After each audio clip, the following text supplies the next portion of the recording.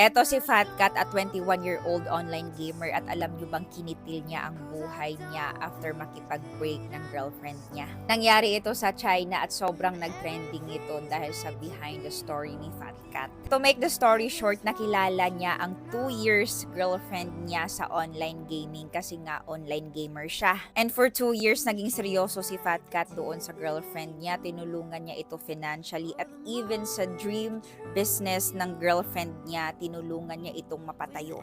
At dumating nga sa point na tinitipid na ni Fat Cat ang sarili niya sa pagkain at sa mga gusto niyang bilhin para lamang masuportahan ang girlfriend niya. Imagine niyo ha, ayaw na ayaw niyang kumain ng gulay pero for the past 2 years, gulay ang kinakain niya para lamang makatipid siya.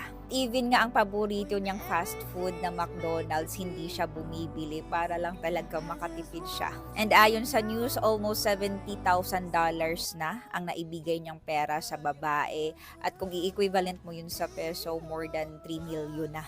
The worst thing kasi, pinangakuan siya ng babae na magpapakasal sila before ma-end ang 2024. Pero nakipag-break ang babae this April lang sa rason na lack of emotional support daw si Fat Cat. At ayun, nag-suicide si Fat Cat, tumalon siya sa bridge na may ilog sa baba at natagpuan ang katawan niya 12 days after na.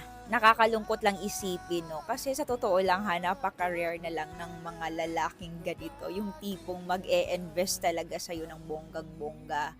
At kung sino pa ang tapat, ang may magandang intensyon, seryoso, sila pa yung palaging nasasaktan.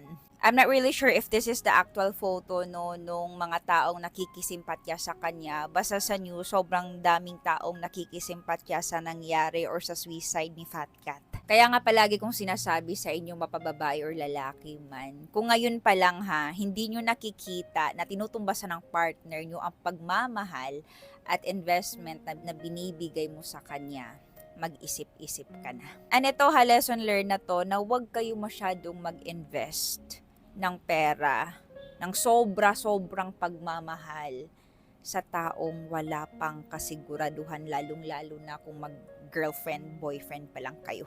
Kasi marami pang pwedeng mangyari. Ang tanong, makakaya mo ba if ever may mga unexpected na pangyayari? Kaya para sa akin ha, kung hindi mo pa yan asawa, huwag ka masyadong mag-invest sa pera. Magbigay ka pero hindi yung sobra-sobra.